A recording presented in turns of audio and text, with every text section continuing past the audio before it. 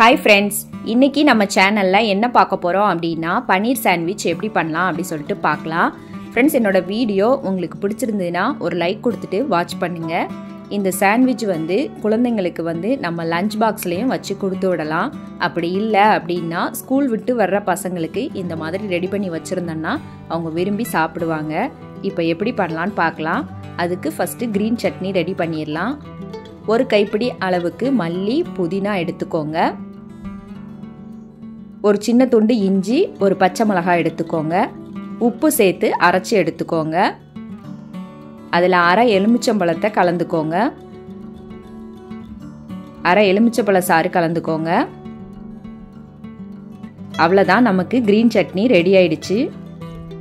இப்போ நம்ம பன்னீர் ரெடி பண்ணிடலாம். அதுக்கு ஸ்டவ் ஆன் பண்ணி கடாய் வச்சுக்கோங்க. கொஞ்சமாக பட்டர் சேர்த்துக்கோங்க. பட்டர் இல்லை அப்படின்னா நெய் அல்லது எண்ணெய் சேர்த்துக்கோங்க. கட் பண்ண ஒரு பெரிய வெங்காயம் சேர்த்துக்கோங்க. சேர்த்துட்டு உப்பு சேர்த்து நல்லா வதக்கி விட்டுக்கோங்க. தேவையான அளவுக்கு உப்பு சேர்த்துட்டு நல்லா வதக்கி விட்டுக்கோங்க. இந்த சாண்ட்விச் நம்ம ஒரு 5 நிமிஷத்தில் அழகாக பண்ணி முடிச்சிடலாம். 1/4 டீஸ்பூன் அளவுக்கு மஞ்சள் தூள், அரை டீஸ்பூன் அளவுக்கு மிளகாய் தூள், அதே அளவுக்கு பன்னீர் பட்டர் மசாலா சேர்த்துக்கோங்க. பன்னீர் பட்டர் மசாலா இல்லை அப்படின்னா கரம் மசாலா சேர்த்துக்கோங்க. சேர்த்துட்டு மசாலாவோட பச்சை வாசனை போகிற வரைக்கும் நல்லா வதக்கி விட்டுக்கோங்க. நான் 200 கிராம் அளவுக்கு பன்னீர் எடுத்து துருவி வச்சிருக்கிறேன்.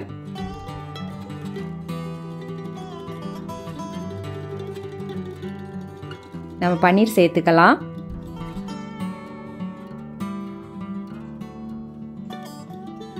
பன்னீர் சேர்த்துட்டு நல்லா மிக்ஸ் பண்ணி விட்டுக்கோங்க. ஒரு 3-4 நிமிஷம் நல்லா கலந்து விட்டுக்கோங்க. அவ்வளோதான், நமக்கு பிரெட்டில் வச்சு ஸ்டஃப் பண்ணுறதுக்கு பன்னீர் ரெடி ஆயிடுச்சு. இப்போ ஒரு பிரெட் துண்டு எடுத்துக்கோங்க. அதில் நெய் தடவிக்கோங்க. இந்த மாதிரி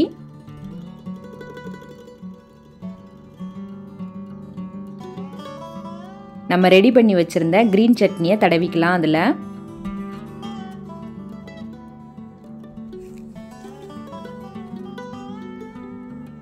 கிரீன் சட்னி சேர்த்துட்டு விருப்பப்பட்டா இதில் டொமேட்டோ சாஸும் சேர்த்துக்கலாம். நான் இன்னைக்கு கிரீன் சட்னியும் பன்னீரும் மட்டும் வச்சு ஸ்டஃப் பண்ணியிருக்கேன். ஒரு ஸ்பூன் அளவுக்கு பன்னீர் எடுத்துட்டு நம்ம ஸ்டஃப் பண்ணிக்கலாம். அப்புறமா இன்னொரு பிரெட்டில் நெய் தடவிட்டு க்ளோஸ் பண்ணிடலாம். இந்த மாதிரி கைட்டு நல்லா அழுத்தி கொடுத்துக்கோங்க. இப்போ நம்ம தோசை தவாவில் கொஞ்சமாக பட்டர் சேர்த்துக்கோங்க. அப்படி இல்லைன்னா நெய், எண்ணெய் எதுனாலும் சேர்த்துக்கோங்க. சேர்த்துட்டு நம்ம ஸ்டஃப் பண்ணி வச்சுருந்த பிரெட்டை சூடு பண்ணி எடுத்துக்கலாம். கைட்டு நல்லா அழுத்தம் கொடுத்துக்கோங்க.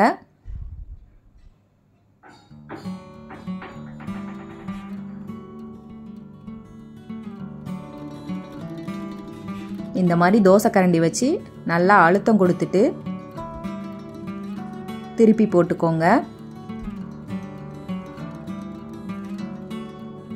ஒரு நிமிஷம் நல்லா அழுத்தம் கொடுத்தா போதும், நமக்கு சாண்ட்விச் ரெடி ஆயிரும்.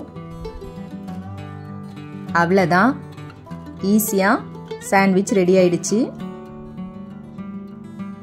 இப்போ நம்ம அதை கட் பண்ணிக்கலாம்.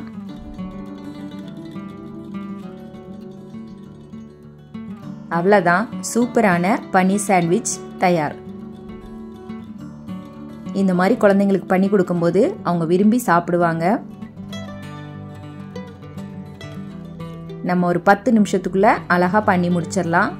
அவ்வளோதான், சூப்பரான பன்னீர் சாண்ட்விச் தயார்.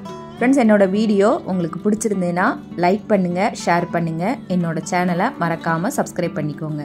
Thank you friends.